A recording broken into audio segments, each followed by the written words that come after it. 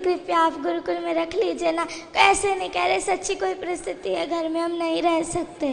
का बेटा बता रहा था कि आप उसे पूजा पाठ भी नहीं करने देते हो।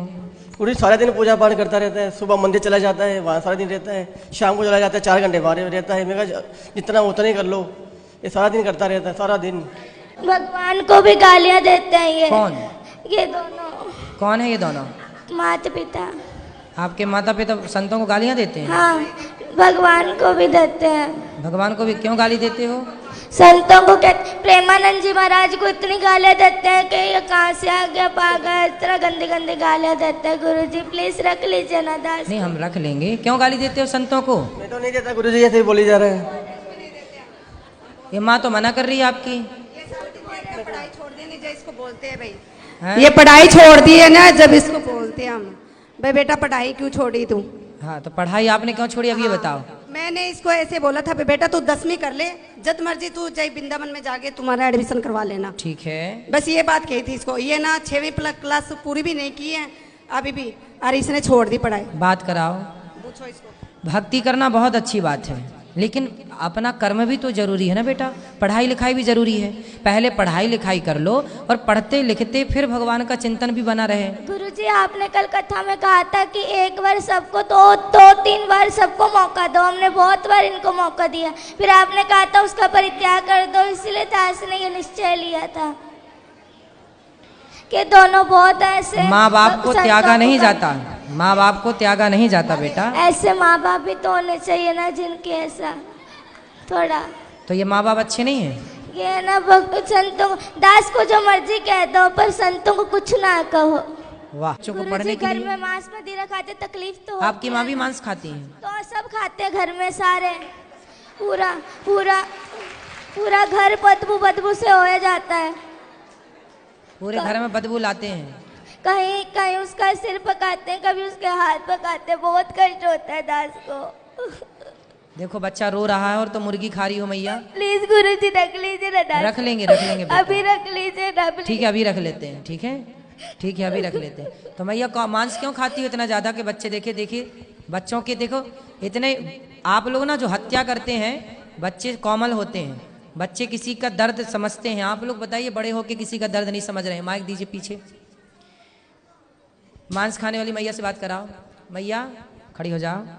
हाँ जी।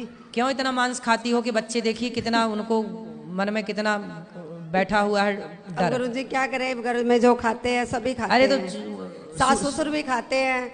अब जो है घर में स्थिति है वही चलेगी। तो सब मूर्ख हैं तो तुम भी मूर्ख रहोगे। गुरुजी ये कहते हैं कि है ना नरक भोगना तो भोग लूंगी, पर मैं मांस खा के रहूंगी। पर ये है कि है ना, ये कहते हैं कि है ना तू जो मर्जी कर लेंगे, जो मर्जी मुझे कहते मैं खाऊंगी, तू क्या कर लेगा? तेरा जिस मर्जी के पास ले जा, पर मैं तुझे कहीं मैं छोड़ूंगी नहीं कभी। इसलिए गुरुजी, इसलिए दास ये पूरा रात को दारू पी पी के आते हैं। बहुत पूरा कमरा बाजता है। 3 कमरे हैं ना घर में, 2 ही कमरे। इस कमरे में दादाजी पीते हैं, इस कमरे में ये, तो बहुत गंदा लगता है। एक कमरे में दादाजी पीते हैं, और एक कमरे में पिताजी पीते हैं। हाँ। अब कैसे कोई भगवान का नाम जप ले? तकलीफ तो बदबू वाले पूरा हो जाता है। अब दादाजी तो कुछ देर बाद टपक ही जाएंगे। तो आप लोग तो अभी हो, तो आप लोग क्यों पी रहे हो शराब? बच्चे को जब पसंद नहीं है तो बच्चे की खुशी के लिए। दास भक्त नामा वाले सुनता है तो भक्तों को गालियां देते हैं। ये क्या लगा लिया है? ये बहुत गंदी गंदी गालियां देते। दास से बर्दाश्त नहीं होता। जैसे हम अपना आप लोग यदि ठीक हो जाओ तो दादा दादी की तो छोड़ दो, हम अपना अपमान सह लेंगे, पर हमारे बच्चे देखिए माँ बाप बच्चों की खुशी के लिए क्या नहीं करते। और आपका बच्चा कितना अच्छा है कि आप लोगों को शराब मांस से दूर रखने की कोशिश कर रहा है। देखिए बच्चा अपने माँ बाप से स्ट्रगल कर लड़ रहा है कि छोड़ दो हर बुरी चीज को। और आप लोग आपके घर में कोई संत का जन्म हुआ, वो संत भाव में है, और आप लोग समझ नहीं रहे। पता नहीं कौन से राक्षस हैं आप लोग। गुरुजी वो जो इन्होंने, मैंने सुना हमेशा कहते पिताजी छोड़ दो ये पाप है, तो कहते तू मुझे आदेश देने वाला कौन है? तो मैं तुझे आदेश दूंगा, तू थोड़ी दे सकता है मुझे आदेश। मतलब बाप हो तो बेटा सही भी बताएगा तो आप उसे गलत सिद्ध कर दोगे। अरे भाई बाप हो पर हो तो गलत ना। बाप हो पर बाप होकर भी तुम्हारी जितनी बुद्धि उसके पास है उतनी तुम्हारे बाप के पास नहीं है बुद्धि। तुम्हारा बाप भी अनपढ़ मूर्ख एक नंबर का जो शराब पीता है। गुरुजी सारे घर में बड़े पिताजी नीचे से लट्टू होकर के गिर गिर के नालियों में पड़ पड़ के आते हैं, बहुत गंदा लगता था इसको।